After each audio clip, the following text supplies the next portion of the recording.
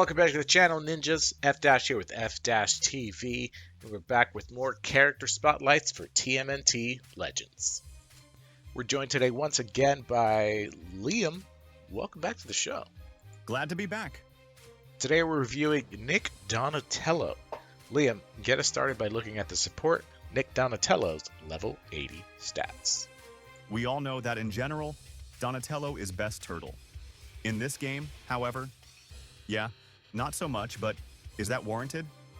If we look at his stats, Nick Donnie has high health and defense, mid-accuracy, low speed, dodge, attack power, and crit rate. We can compare him to Bradford and his movie counterpart. He has the same high health as movie Donnie. While Bradford is faster than both of them, Nick is the most accurate and has the least amount of dodge and attack power, but the most amount of defense. Do support characters have great stats? Not really, no. So let's move on to his Tier 7 ability kit.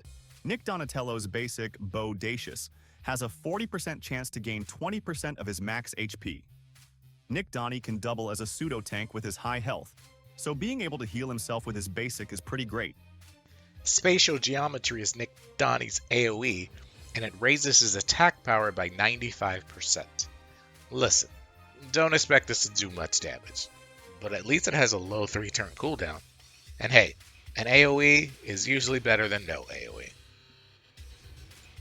Shield Synthesizer is Nick Donnie's main attraction, and it raises the defense of allies by 60% for 5 turns on a 4-turn cooldown, which means you can have 100% uptime at tier 6 and 7. Bradford, who we mentioned earlier, and is often compared to Nick Donnie, has an ability that also increases team defense, his by 65%, but only for 2 turns. Of course, this is because his ability also has a 60% chance to dispel negative effects, so comparing them directly isn't exactly apples to apples. Still, Shield Synthesizer is a phenomenal defensive tool, especially when you pair it with a taunt and a heal. Resistometer is Donnie's passive, and it has a 50% chance to raise the team's affliction defense by 50% for 2 turns.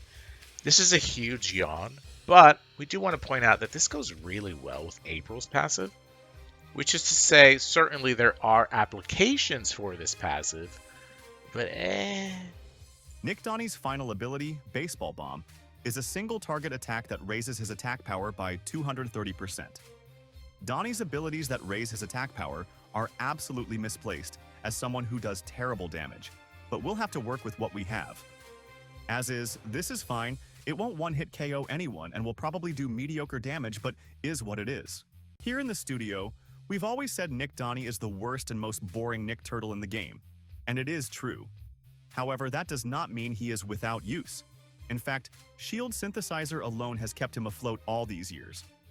What Donnie does, he does really well, and that is defense.